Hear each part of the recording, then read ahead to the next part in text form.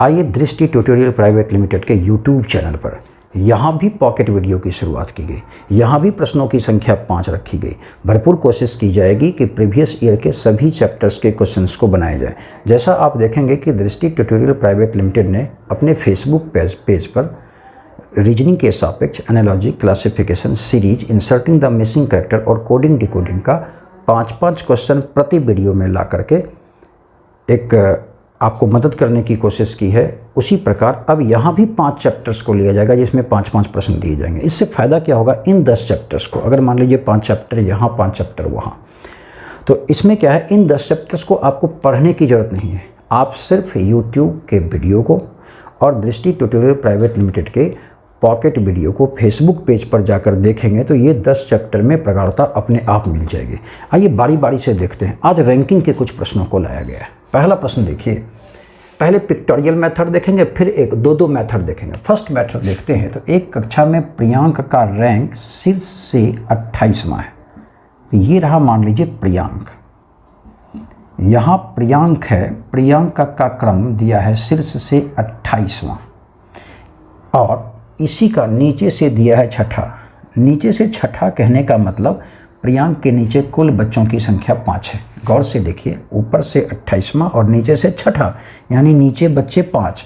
तो कुल बच्चे कितने दिख रहे हैं, ये कुल बच्चों की संख्या आप कहेंगे 28, 5, 33। कुल बच्चों की संख्या आपकी हो गई 33। ये तो पिक्टोरियल मेथड से आप बना रहे थे। एक और मेथड देखते हैं कि कक्षा में प्रियांक का रैंक शीर्ष से 28वां है, यानी ऊपर से 28वां है। तो m = 28 कर दीजिए और नीचे से यानी n = 6 है। यहाँ m याद रखेंगे, यहाँ पर m कहने का मतलब है, m कहने का मतलब कि प्रारंभ से स्थान और n कहने का मतलब अंतिम से स्थान। तो इस प्रश्न में प्रारंभ से स्थान 28 और अंत से स्थान 6 है। यहाँ पर एक फॉर्मूला आप देख लेंगे कि Tn = m + n-1, जिसको आपको मौखिक निपटाना है।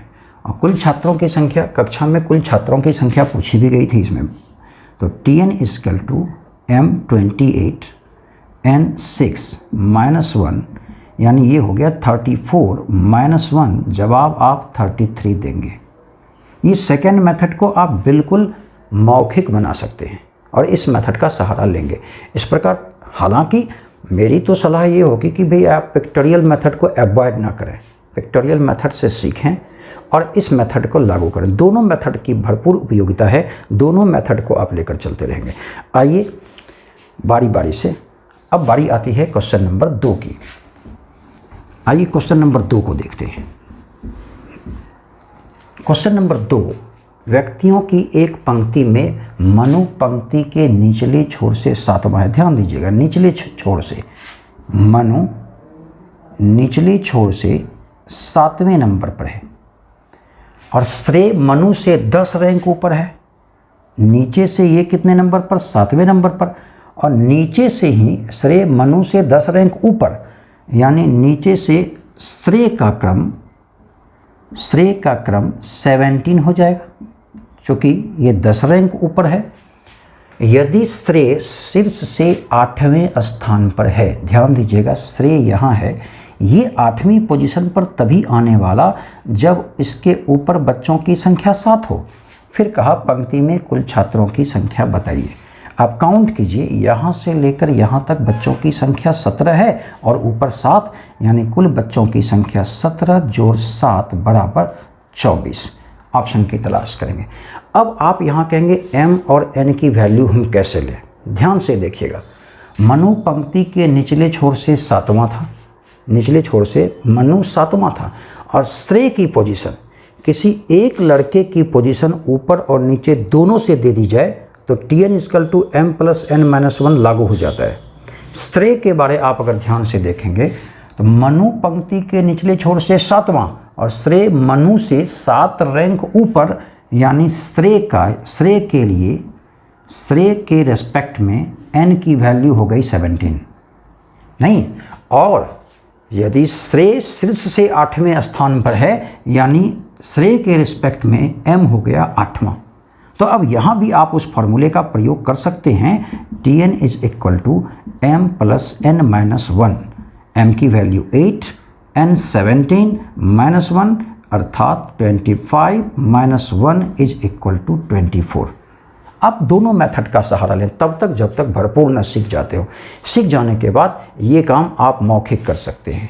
किसी एक की वैल्यू ऊपर और नीचे दोनों से लेनी है और Tn equal to m plus n minus 1 का प्रयोग कर देना है। आइए प्रश्न संख्या 3 की ओर बढ़ते हैं। देखिए क्वेश्चन नंबर 3, आप देख रहे होंगे ये म्यूचुअल रिलेशन के आधार पर प्रश्न है। इसे भी हम लोग 2 मेथड से बनाने की कोशिश करेंगे। आप चुनेंगे कौन सा मेथड, ये बाद में निर्णय लेंगे। ए बी से लंबा है तो ए बी से लंबा है, ऐसे ही लिखेंगे। सी डी से लंबा है, इससे कंपेयर हो नहीं सकता तो रफ वर्क कर लेते हैं, सी डी से लंबा है। लेकिन कहने का मतलब सब्जेक्ट नंबर 1 अर्थात सी ई से छोटा है, सी ई से छोटा है। अब ये दोनों मर्ज होता है या नहीं, बी डी से छोटा है। देखिए बी डी से छोटा हो यानी डी इधर होगा, कहीं भी बी के इधर होगा, लेकिन बी डी से छोटा है और डी ए से लंबा है। अब सोचिए डी जब ए से लंबा होगा तो डी यहाँ हो जाएगा, ऑटोमेटिकली सी और ऑटोमेटिकली ई यहाँ स्थापित हो जाएंगे। सबसे लंबा ई और सबसे नाटा बी हो जाएगा। हालांकि उसने सबसे लंबा पूछा था तो सबसे लंबा हमारा जवाब ई हो जाता है।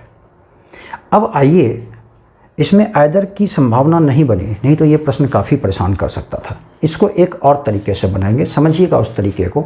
जैसा प्रश्न ने लिखा है उसको हूबहू उतारते हैं। जैसे ए बी से लंबा, यानी एक पक्ष लंबा का हो जाएगा और एक पक्ष नाटा या छोटे का हो जाएगा। ए बी से लंबा है तो लंबा कौन, ए, नाटा कौन, बी, सजा दिए बस। सी डी से लंबा है, सी लंबा, डी नाटा। लेकिन का मतलब सी ई से छोटा है। लीजिए सी ई से छोटा है। क्या कर रहे हैं हम लोग, प्रश्न में जिस पंक्ति का प्रयोग है जैसे प्रश्न ने कहा है वैसे सजा रहे हैं।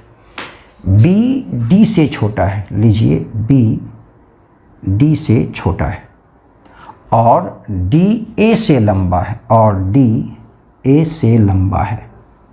प्रश्न की सारी बातें सज गई।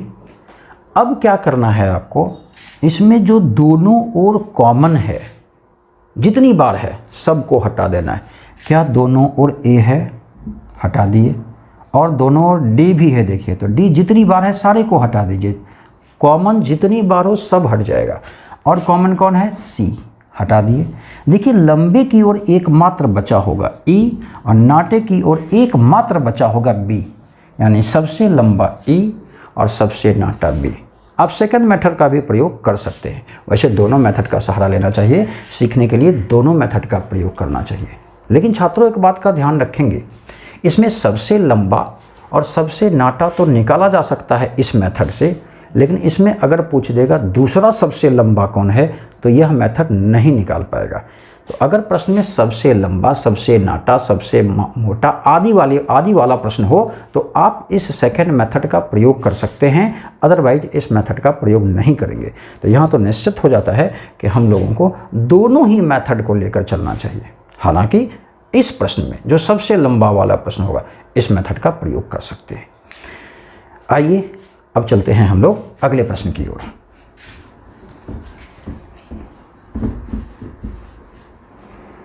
आइए अब बारी आती है अगले प्रश्न की, अर्थात चौथे प्रश्न की। चौथा प्रश्न भी म्यूचुअल रिलेशन पर आधारित है, लेकिन याद रखिएगा इसमें क्या कहा, अवरोही क्रम में अंतिम से दूसरे स्थान पर सबसे बड़ा या सबसे नाटा, सबसे, ऐसा तो नहीं पूछा। तो वो जो सेकंड मेथड अभी हम लोग पढ़े थे उसका इस्तेमाल हम लोग नहीं करेंगे। हम लोग ये जो कॉमन मेथड है, जो एक सामान्य तरीका है, उसी से बनाएंगे। चलिए पी क्यू से छोटा है, पी क्यू से छोटा है, समझ गया। लेकिन पी टी से लंबा है तो पी टी से लंबा हो गया। आर सबसे लंबा है, चलिए आर को यहाँ रख देते हैं, सबसे लंबा होगा। और एस पी से छोटा है। अच्छा, एस पी से छोटा है, ध्यान दीजिएगा, एस यहाँ भी हो सकता है, यहाँ भी हो सकता है, यहाँ भी हो सकता है। पांचों व्यक्ति सच गए? ठहरिएगा, पांचों सच चुके हैं। यानी कंडीशन क्या है? 1 2 3 4 और 5 सीटें हैं। यहाँ पर आर हो जाएगा, सेकंड नंबर पर क्यू, थर्ड पर पी, चौथे नंबर पर एस या तो टी, और यहाँ भी या तो एस या टी। अब देखिए क्या कह रहा है, एस भले ही पी से छोटा है लेकिन सबसे छोटा नहीं है। कौन? एस जब सबसे छोटा नहीं है तो यहाँ कौन हो जाएगा? टी, और अपने आप यहाँ पर हो जाएगा एस।